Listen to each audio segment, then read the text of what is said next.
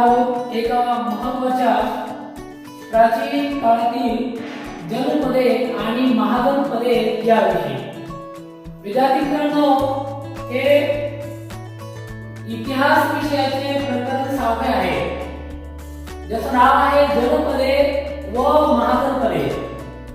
विद्यार्थी मित्रांनो, आपल्या प्राचीन काळामध्ये अशा प्रकारची मोठ्या प्रमाणावर जनपदे आणि महाजनपदे आपल्या देशामध्ये होती.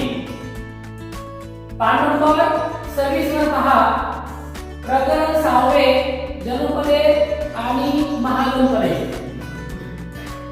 विद्यार्थी मित्रांनो, साधारणपणे इसवी सन पूर्व 1000 ते इसवी सन पूर्व 600 हा जो काही कालखंड आहे, इसवी सनाच्या पूर्वीचा कालखंड, तर या इसवी सन पूर्व 1000 ते इसवी सन पूर्व 600 मध्ये हा जो कालखंड आहे, तो कालखंड वैदिकोत्तर कालखंड मानला जातो. वैदिकोत्तर म्हणजे वैदिक संस्कृतीच्या नंतरचा कालखंड. आणि या वैदिकोत्तर कालखंडामध्ये मोठ्या प्रमाणावर जनपदे व महाजनपदे निर्माण झाली होती. जनपद म्हणजे काय? जनपद म्हणजे छोटं राज्य. जनपद म्हणजे आकाराने किंवा विस्ताराने किंवा क्षेत्रफळाने छोटे असलेले राज्य. विद्यार्थी मित्रांनो, अशा प्रकारची अनेक जनपदे, अनेक लहान लहान राज्य या प्राचीन काळामध्ये आपल्या देशामध्ये नांदत होती. भारतीय उपखंड जर आपण पाहिला, भारतीय उपखंड म्हणजे अगदी अफगाणिस्तान पासून तर इकडे बांगलादेश, म्यानमार पर्यंत या पूर्ण भारतीय उपखंडाचा जर आपण विचार केला तर आजचा जो अफगाणिस्तान आहे, भारताच्या वायव्येला नंबर 26 वर भाग नकाशामध्ये भारताच्या वायव्येला असलेला अफगाणिस्तान, या अफगाणिस्तानापासून तर पूर्वेला बिहार पर्यंत, बंगाल पर्यंत आणि ओडिशा पर्यंत एवढ्या मोठ्या प्रदेशामध्ये आणि दक्षिणेमध्ये महाराष्ट्र राज्यापर्यंत एवढ्या मोठ्या प्रदेशामध्ये ही जनपद पसरलेली होती. आजचा जो आपला महाराष्ट्र आहे, नकाशामध्ये बघा महाराष्ट्र, आजचा जो आपला महाराष्ट्र आहे, या महाराष्ट्रामध्ये सुद्धा अशमक नावाचे एक जनपद त्या काळामध्ये होते. त्याला अशमक असं म्हटलं जायचं, जे जनपद महाराष्ट्र राज्यामध्ये होतं. विद्यार्थी मित्रांनो, संस्कृत असेल, पाली असेल, अर्धवाक्य असेल, या सर्व भाषांमध्ये, साहित्यांमध्ये या जनपदांचा आणि महाजनपदांचा वारंवार उल्लेख आलेला आहे.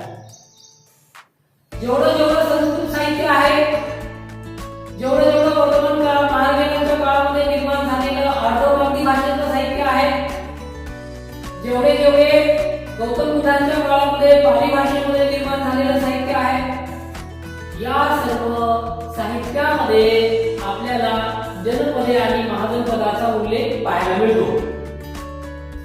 आणि याशिवाय जे ग्रीक इतिहासकार होते, त्या ग्रीक इतिहासकारांनी सुद्धा त्यांच्या लिखाणामध्ये या जनपदांची आणि महाजनपदांची माहिती दिलेली आहे. मग जनपदांची माहिती कुठून आली? तर जनपदांची माहिती ही इसवी सन पूर्व 1000 ते इसवी सन पूर्व 6व्या शतकामध्ये आहे, की अनेक ग्रीक साहित्यामध्ये आढळते, पाली भाषेच्या साहित्यामध्ये आहे, अर्धवाक्य भाषेच्या साहित्यामध्ये आहे, संस्कृत भाषेच्या साहित्यामध्ये आहे, ग्रीक इतिहासकारांनी जे लेखन केलं त्याच्यामध्ये आहे. अशा प्रकारे हे जे काही जनपद होते, लहान लहान राज्य होते, या लहान लहान जनपदामध्ये राजेशाही होती. जसं आपल्याकडे आज लोकशाही आहे, तसं प्राचीन काळामध्ये या जनपदांमध्ये राजेशाही होती. राजेशाही म्हणजे राजा, राजाचं शासन, राजा ज्या पद्धतीने शासन चालवेल त्या पद्धतीचं शासन म्हणजे राजेशाही. या राजेशाहीमध्ये अशा प्रकारचे अनेक जनपद विभागले गेले होते. काही गणराज्यामध्ये मात्र या ठिकाणी जर आपण पाहिलं तर काही गणराज्यामध्ये मात्र जी काही ज्येष्ठ व्यक्तींची परिषद होती त्याला गण परिषद म्हटलं आहे. म्हणजे काही गणराज्ये किंवा काही जनपद ही गणराज्य होती. म्हणजे काही जनपदांमध्ये गणराज्य होतं. गणराज्य म्हणजे लोकांचं राज्य थोडक्यात समजूया.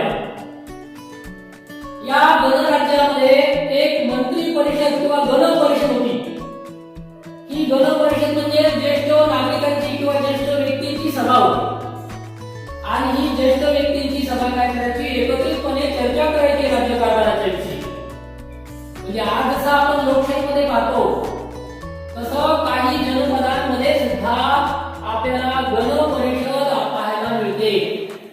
म्हणजे काही जनपदांमध्ये राजेशाही होती, तर काही राज्यात किंवा काही जनपदांमध्ये गणराज्य. आणि अशाच एका गणराज्यामध्ये गौतम बुद्धांचा जन्म झाला. त्या गणराज्याचं नाव होतं शाक्य गणराज्य. शाक्यांचं गणराज्य, शाक्य लोकांचं गणराज्य. आणि शाक्य लोकांचं गणराज्य जे होतं त्या गणराज्यामध्ये तथागत गौतम बुद्धांचा जन्म झाला. आणि या गणराज्यामध्ये जे काही सभागृह असायचं मोठं, जसं आज आपण पाहतो लोकशाहीमध्ये संसद मोठं सभागृह आहे. त्या संसदेमध्ये देशाचे वेगवेगळ्या कारभाराचे निर्णय होतात, वेगवेगळे कायदे पास होतात. तसं या काळामध्ये संथागार नावाचं या काळामध्ये एक अशा प्रकारचं सभागृह होतं. ज्या सभागृहामध्ये सर्व लोक एकत्र येऊन निर्णय घ्यायचे.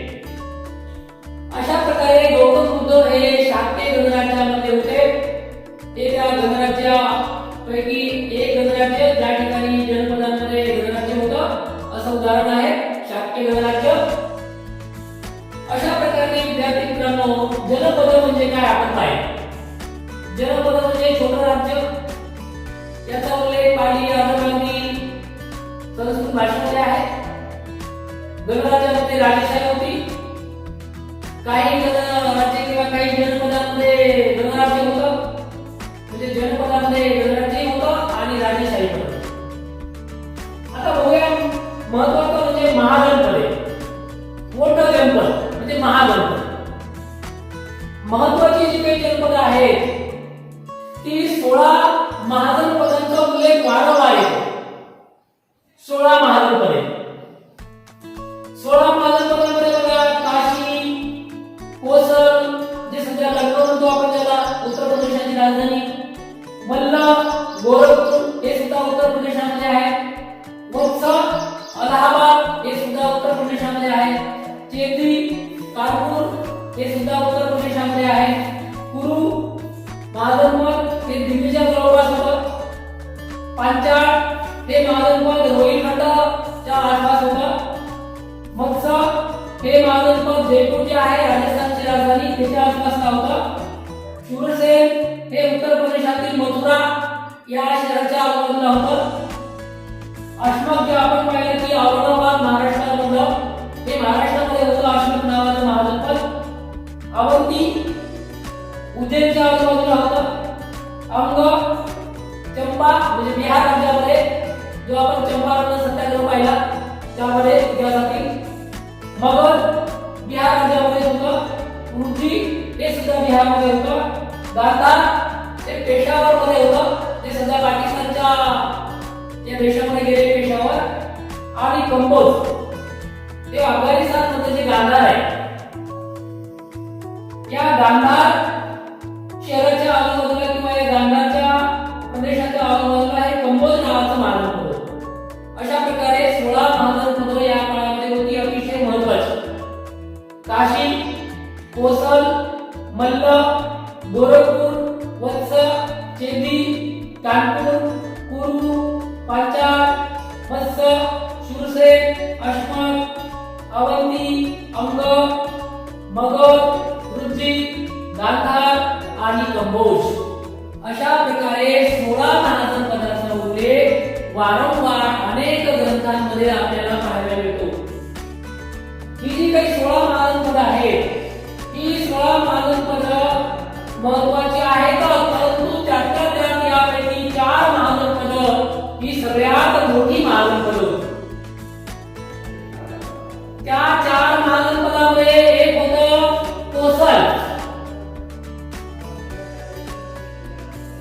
कोसल हे महाजनपद नेपाळ आणि उत्तर प्रदेशाच्या मध्ये, नेपाळ आणि उत्तर प्रदेशाच्या आजूबाजूच्या प्रदेशामध्ये नेपाळच्या पायथ्याशी हे कोसल नावाचा महाजनपद होतं. या कोसल नावाच्या महाजनपदामध्ये बघा श्रावस्ती, कुशावती आणि साकेत ही महत्वाची व्यापारी नगर प्रसिद्ध होती. कोणकोणती नगरं आहेत बघा? श्रावस्ती, कुशावती आणि साकेत ही महत्वाची नगरं या कोसल राज्यात होती. या कोसल राज्यामध्ये श्रावस्ती ही या कोसलची राजधानी होती. श्रावस्ती ही कोसल महाजनपदाची राजधानीचं शहर होतं. जसं आज आपल्या संपूर्ण देशाची राजधानी दिल्ली आहे, तसं या संपूर्ण कोसल महाजनपदाची राजधानी ही श्रावस्ती शहर. गौतम बुद्ध श्रावस्तीमधील जेतवनामध्ये, या श्रावस्ती महानगरामध्ये जेतवन नावाचा एक विहार होता. त्या ठिकाणी गौतम बुद्ध अनेक काळापर्यंत, दीर्घ काळापर्यंत गौतम बुद्धांनी त्या विहारामध्ये वास्तव्य केलेलं होतं.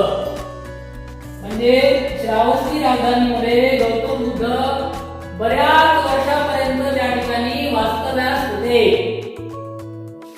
आणि कोसलचा जो राजा होता प्रसेनजीत, हा कोसलचा राजा प्रसेनजीत वर्धमान महावीर आणि गौतम बुद्धांचा समकालीन होता. म्हणजे ज्या काळामध्ये वर्धमान महावीर होऊन गेले, ज्या काळामध्ये गौतम बुद्ध होऊन गेले, त्याच काळामध्ये कोसलचा हा राजा प्रसेनजीत हा सुद्धा त्याच काळातला होता. हे कोसलचं जे राज्य आहे ते नंतर मगध राज्यामध्ये विलीन झालं. म्हणजे मगधने याच्यावर आक्रमण केलं आणि अशा प्रकारे इतिहासामध्ये हे मोठं महाजनपद, ज्याला आपण कोसल म्हणूया, ते कोसल महाजनपद नंतरच्या काळामध्ये मगध साम्राज्यामध्ये विलीन झालं किंवा मगध महाजनपदामध्ये विलीन झालं. पुढचं महत्वाचं जे काही महाजनपद आहे ते आहे वत्स. वत्स महाजनपद हे उत्तर प्रदेशाच्या मध्ये होतं. महत्वाची गोष्ट म्हणजे उत्तर प्रदेशाच्या मध्ये प्रयाग म्हणजे सध्याचा जे अलाहाबाद जिल्हा आहे, या अलाहाबादच्या आजूबाजूला हे वत्स नावाचं महाजनपद होतं. या कोसम नावाचं जे काही प्राचीन काळचं शहर आहे, कौशांबी आणि कोसम हे एकाच शहराचे नाव आहे. म्हणजे प्राचीन काळामधलं जे काही कौशांबी शहर होतं, हे कौशांबी शहर म्हणजे सध्याचं कोसम शहर आहे.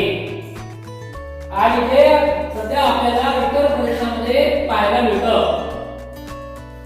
हे एक महत्त्वाचं व्यापारी केंद्र होतं.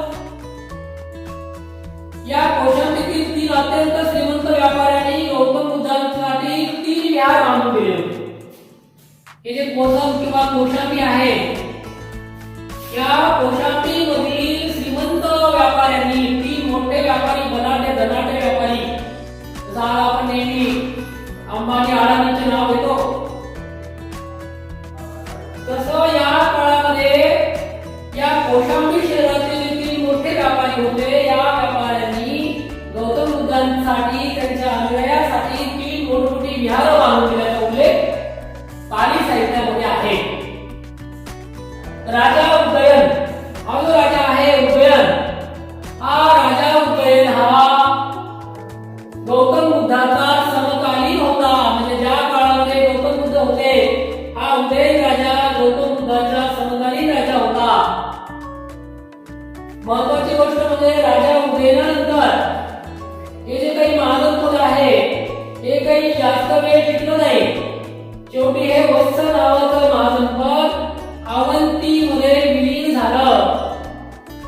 म्हणजे कोसल महाजनपद मगधमध्ये विलीन झालं, अवंती महाजनपद, वत्स महाजनपद हे अवंतीमध्ये विलीन झालं, अवंती महाजनपदामध्ये.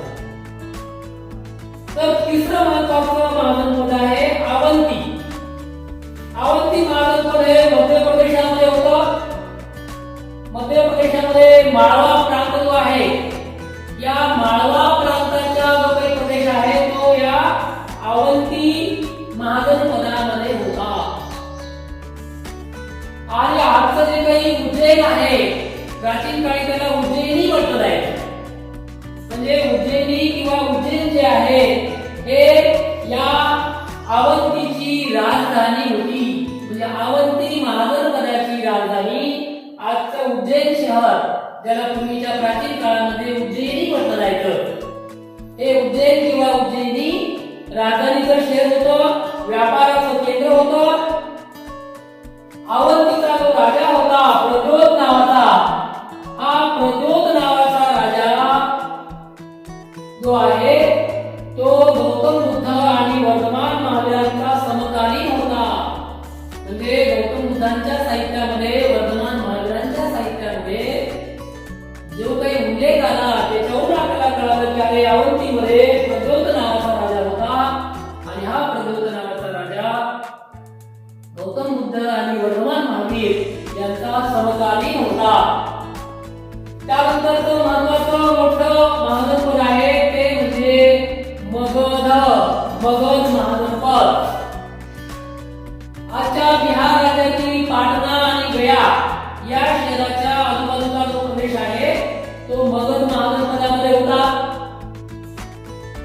राजगृह ही त्याची राजधानी होती, ज्याला आपण राजगीर म्हणतो सध्या. हे राजगीर, ज्याचं प्राचीन नाव होतं राजगृह, हे राजगृह त्या मगधची राजधानी होती.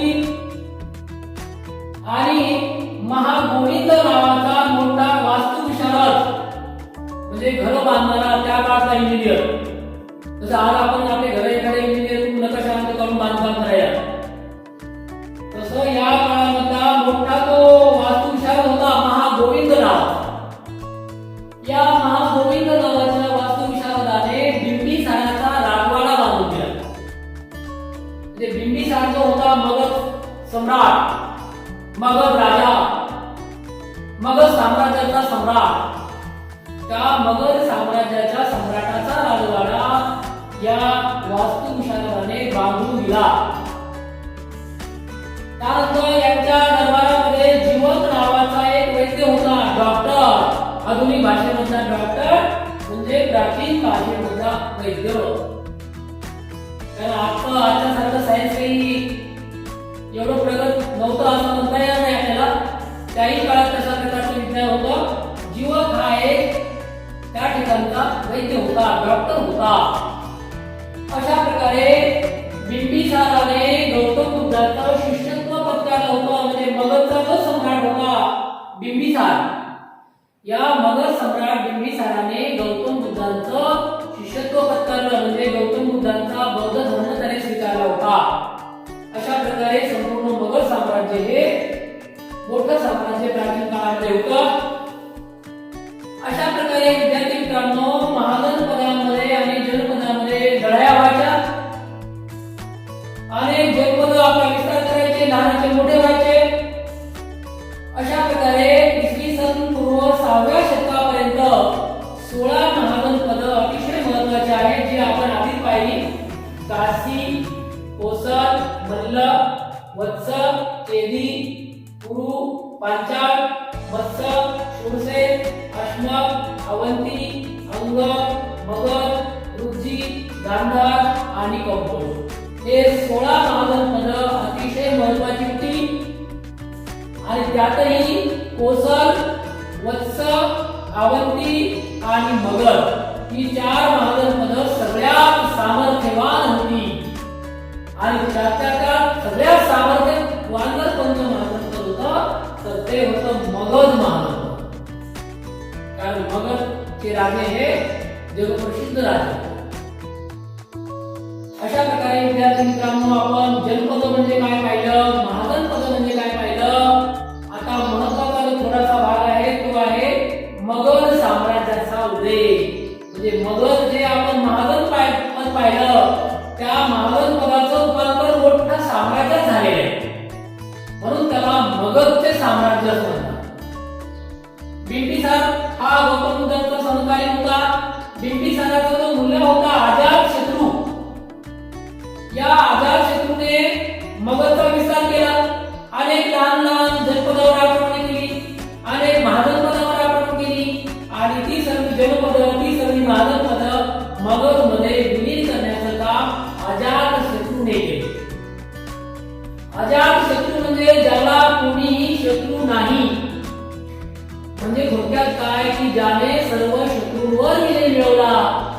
जो तो अजातशत्रू, म्हणजे अजातशत्रूच्या काळामध्ये मगध साम्राज्य एवढं मोठं वाढलं की आजूबाजूला कोणतेही जनपद आणि मागण पण शिल्लक राहिलं नाही.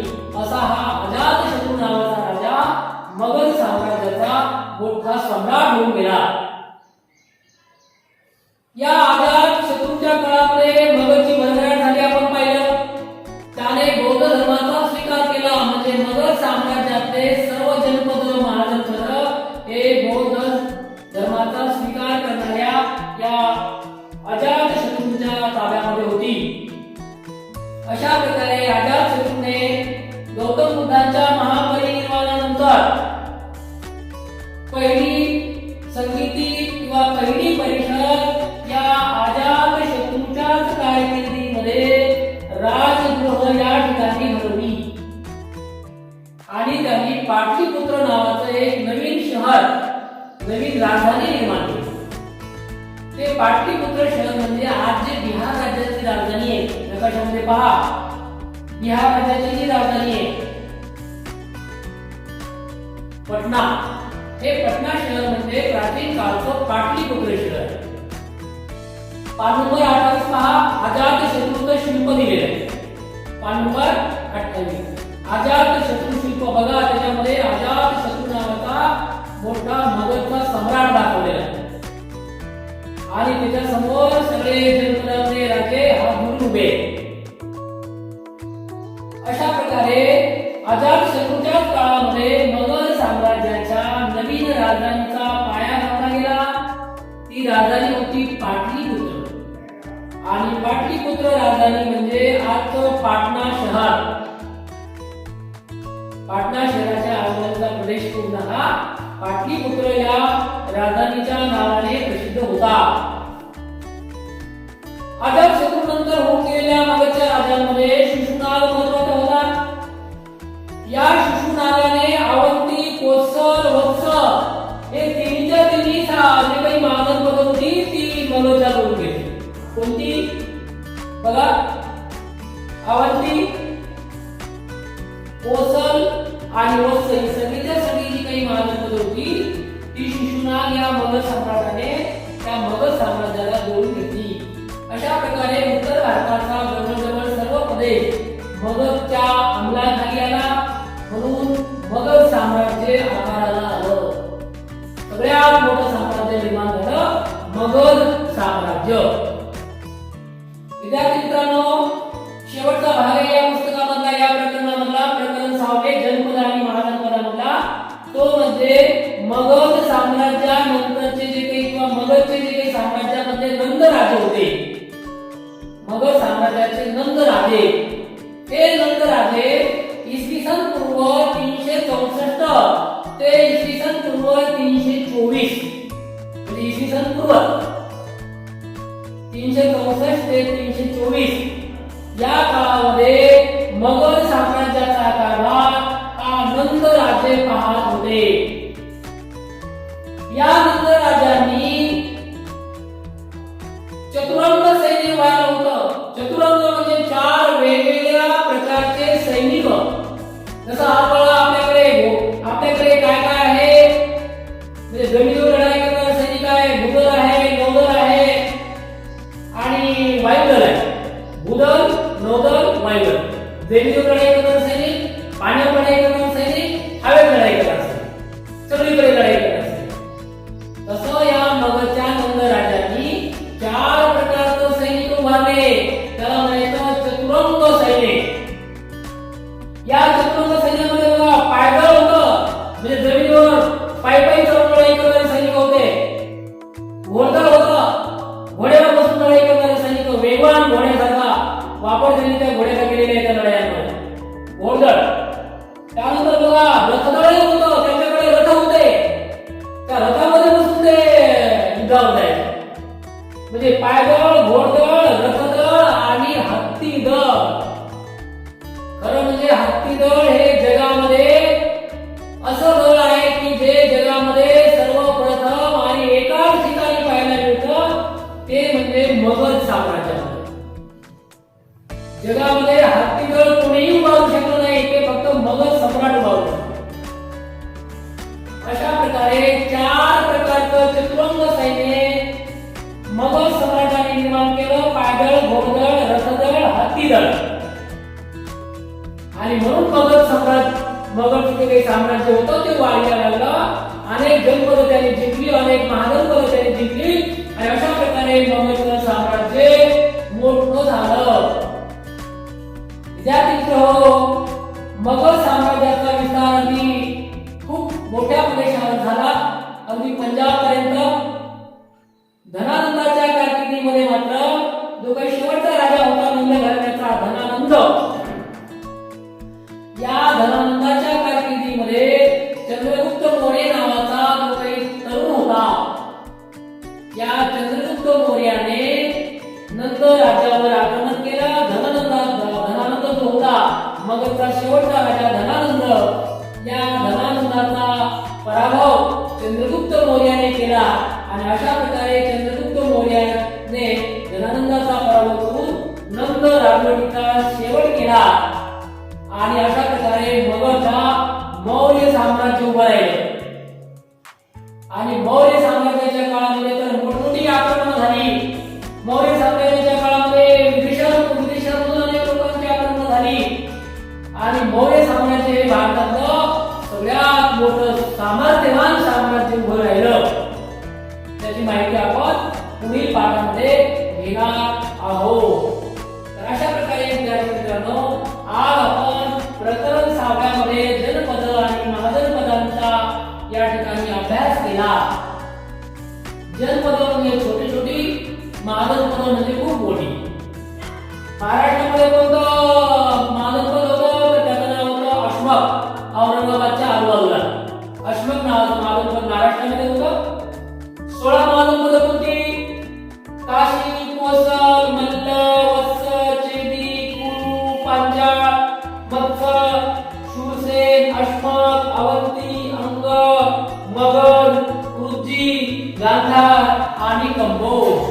ही 16 महाजनपद अतिशय महत्त्वाची होती आणि त्यात कोसल, वत्स, अवंती आणि मगध ही अजून सामर्थ्यवान होती. आणि त्याच्या बाजूला मग एकच साम्राज्य मोठं उभं राहिलं ते म्हणजे मगध साम्राज्य. आणि मगध साम्राज्यामध्ये बिंबिसार, त्याचा मुलगा अजातशत्रू, त्यांनी राजगृह राजधानी निर्माण केली. नंतर पाटलिपुत्र नवीन राजधानी स्थापन केली. या राजगृहामध्ये बौद्ध धर्माची पहिली धर्म परिषद बोलवली, पहिली समिती बोलवली. त्यानंतर मगध साम्राज्य नंद राजांच्या काळामध्ये गेलं. नंद राजांचा शेवटचा राजा धनानंद. नंद राजांनी पायदळ, घोडदळ, रथदळ, हत्तीदळ उभारलं. शेवटचा राजा धनानंद आणि धनानंदाच्या राज्यावर महत्वाकांक्षी तरुण चंद्रगुप्त मौर्याने आक्रमण केलं आणि धनानंदाचा पराभव केला आणि मग मौर्य साम्राज्य उभं राहिलं. चंद्रगुप्त मौर्याने निर्माण केलेलं मौर्य साम्राज्य. तर अशा प्रकारे विद्यार्थी मित्रांनो, आज आपण या प्रकरणामध्ये ही सगळी महत्वाची माहिती पाहिलेली आहे. आपण हा व्हिडिओ काळजीपूर्वक पहा, एकदा दोनदा तो पहा. सर्वांनी हा व्हिडिओ शेवटपर्यंत पाहिल्याबद्दल आपल्या सर्वांचे मनपूर्वक धन्यवाद. जय हिंद, जय महाराष्ट्र.